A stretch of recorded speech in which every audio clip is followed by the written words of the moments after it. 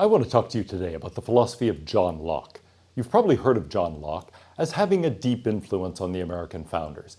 And indeed, his political philosophy did influence people like George Washington, John Adams, Thomas Jefferson, James Madison, and so on. They were more likely, however, to have on their bookshelves his work on the theory of knowledge, which is what we're going to be talking about in this course. It's surprising to us, perhaps, that a long book on the theory of knowledge, and Locke said, by the way, I'm sorry it's so long, I didn't have time to make it shorter, would be on their shelves instead of his works on political philosophy, which are actually quite short and directly relevant to the American experience. But Locke was somebody who was trained as a medical doctor. He spent most of his life as the personal physician of the Earl of Shaftesbury. He also became involved in politics. He had to flee to Holland for a while and ended up coming back to England on the boat that brought William and Mary back to the throne. So Locke was highly influential in politics, even in his own day. In fact, he served on the Board of Trade and did his best to try to abolish the slave trade. He was a strong believer in individual liberty. We're going to look here, however, on his philosophy, empiricism, that was based mostly on his medical experience. He was a man of science and brought that attitude into philosophy and tried to turn philosophy into something that had a sort of scientific foundation. Where does scientific knowledge come from, Locke said? Experience of the world. So he was recognized as a great professor of moral philosophy. However, it wasn't just moral philosophy or political philosophy that he excelled at. It was in formulating a highly influential theory of knowledge. One of the basic questions of the theory of knowledge is, what is the ultimate source of knowledge? Or what sources of knowledge are there? And then what are its limits? Locke gave answers to those questions, distinctive answers that were based on the Aristotelian tradition, but helped to shape this and still remain highly influential today. Well, empiricism is the view that all of our knowledge of the world comes from experience. We can distinguish two forms of it, a concept form that says all of our ideas, all of our concepts come from experience, and a judgment form that says all of our knowledge of the world comes from experience.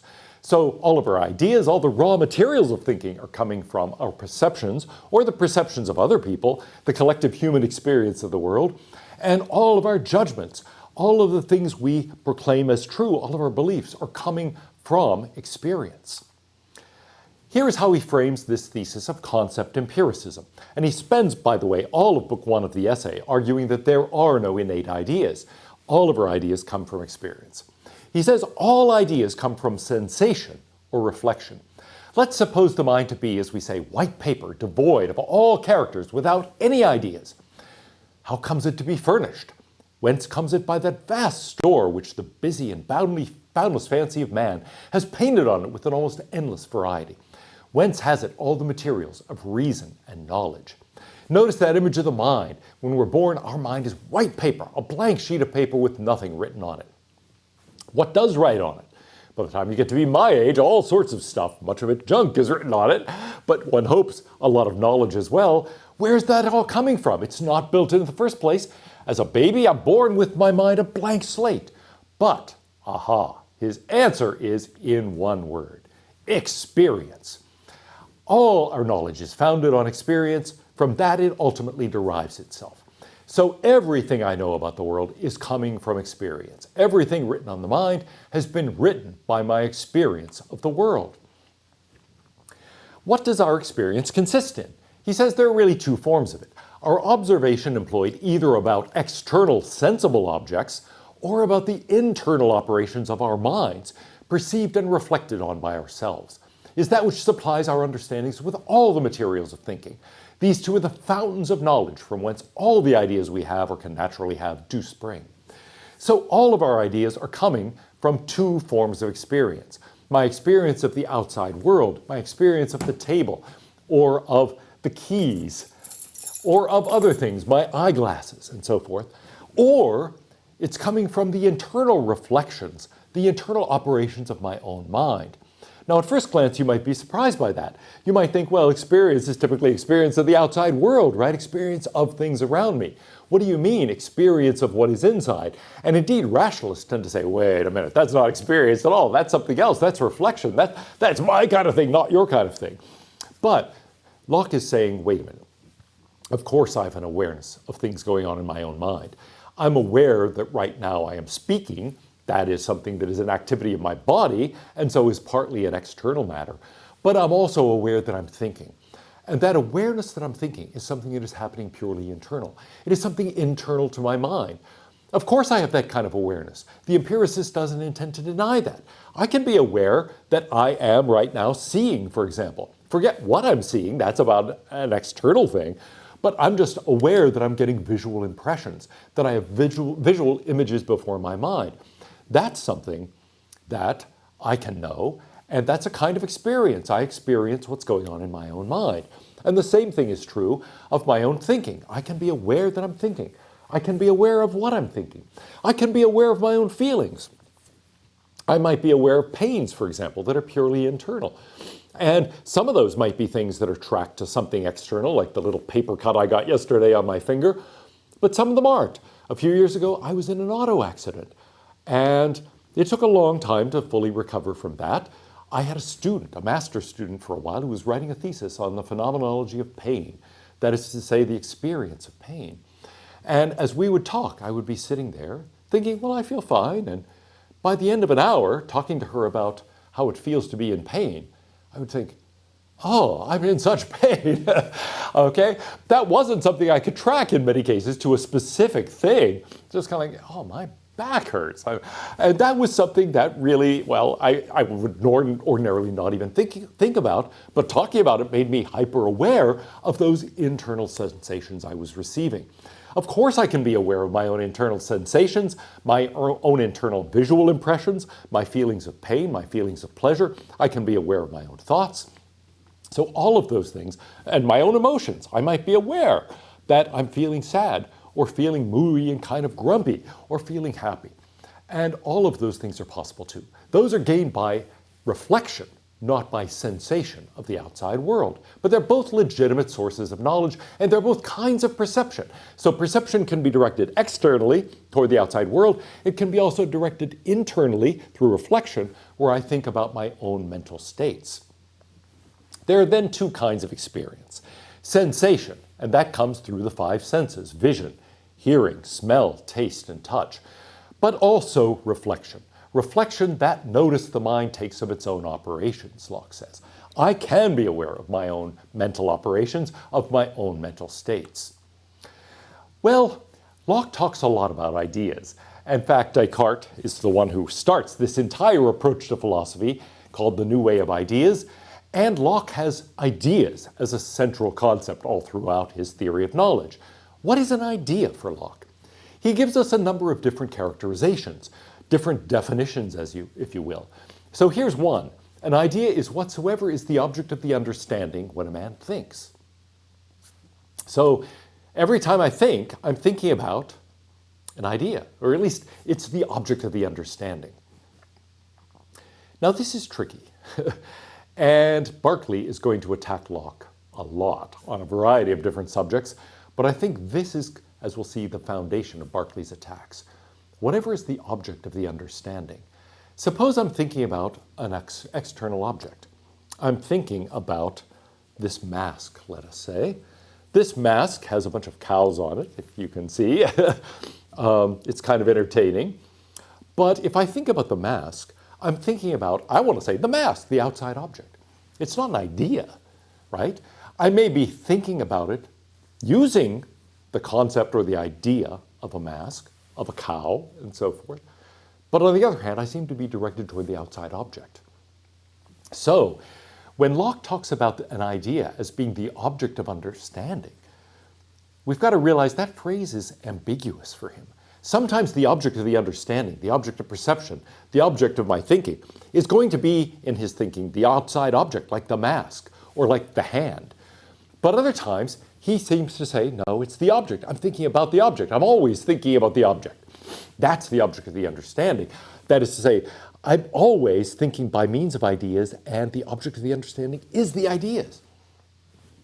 That's a dangerous ambiguity. So I think we can clean this up. However, the way Locke presents it, it's a bit confusing, and we have to try to watch his terminology here, because it looks like he's saying, I'm always thinking about ideas. I never get beyond the ideas to thinking about the world. And that seems very weird. But Berkeley, as I said, is going to make a big deal of that and say, indeed, I never get to the world, I just get to ideas. To return to Locke, his next characterization is this. An idea is whatever it is which the mind can be employed about in thinking. So again, what am I thinking about? I'm always thinking about an idea, he seems to imply. That seems surprising. I can never think about the mask, about my hand. I'm always thinking about an idea of the hand, an idea of the mask. That seems weird. It's that which his mind is applied about while thinking. That which my mind is applied about. I'm thinking about. It looks like I'm saying, it looks like Locke is saying, I am always thinking about ideas. Now, I've said I think we can clean this up a bit, and the way I would do that is to describe an idea in a very different way. It's not the object of my thinking. The object of my thinking is typically the mask, or the keys, or my hand, or triangularity, or justice, or whatever it is that I'm thinking about, but I'm thinking about it using certain abilities, certain cognitive abilities to classify things in the world. And that's what I mean by a first-order cognitive ability, an ability to classify things in the world as hands, or as masks, or as triangles, or as keys, or as cases of justice or injustice. What's going on in those cases? I am showing that I know how to use the word triangle, that I know how to apply the concept of triangle, that I have the ability to distinguish hands from other hands, hands from non-hands. I can distinguish keys from things that are not keys. I can tell you when I've got the same key. I can distinguish justice from injustice and so forth. All of those are cognitive abilities about my ability to classify things in the world. And so I think that's the way to really understand Locke's talk of ideas.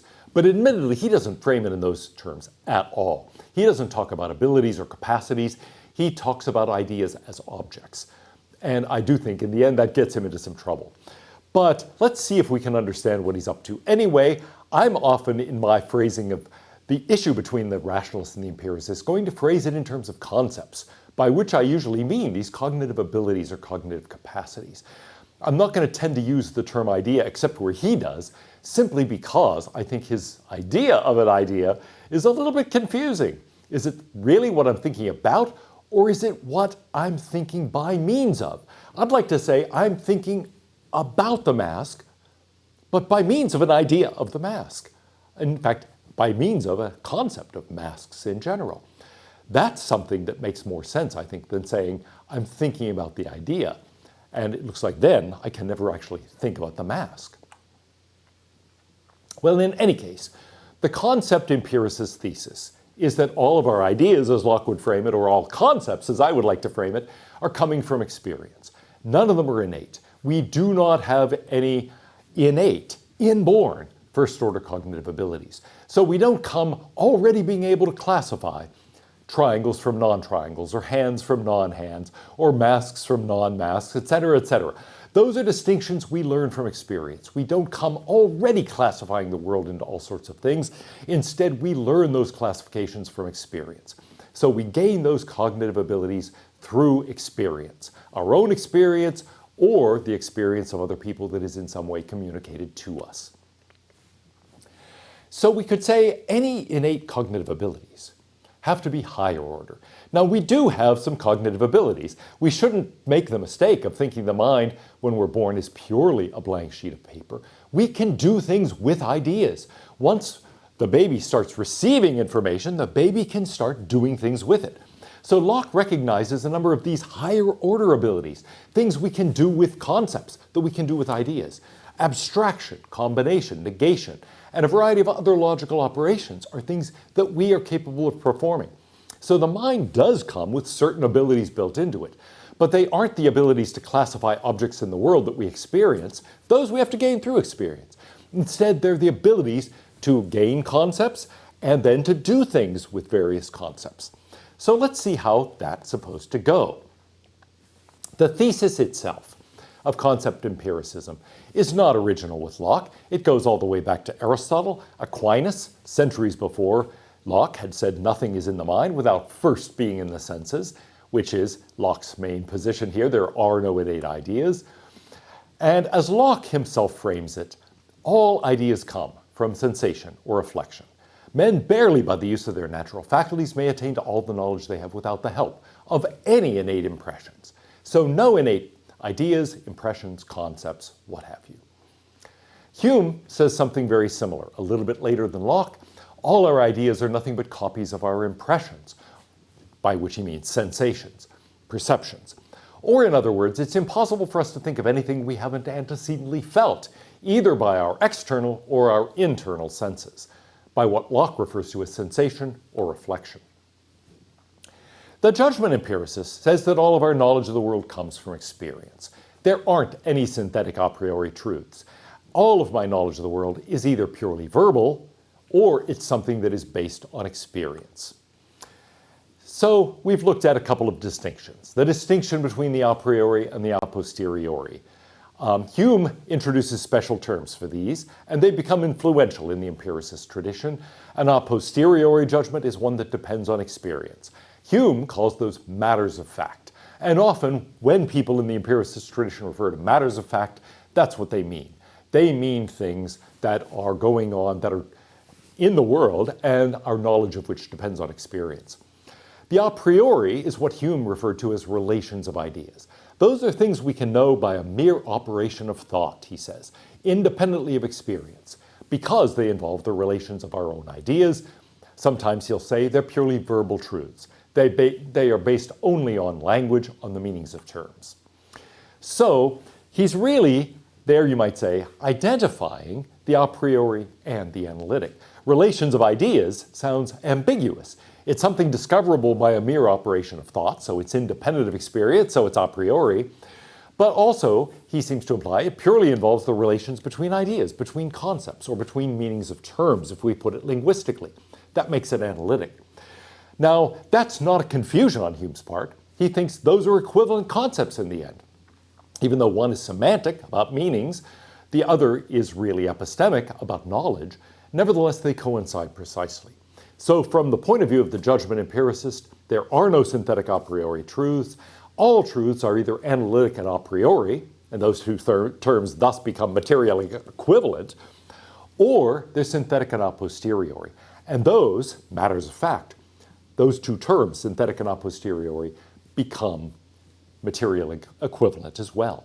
So they're just relations of ideas, that one check mark of the analytic and a priori, or matters of fact, the synthetic and a posteriori.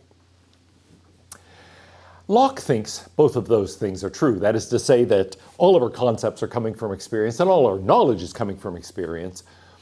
But also he thinks there's a connection between these two.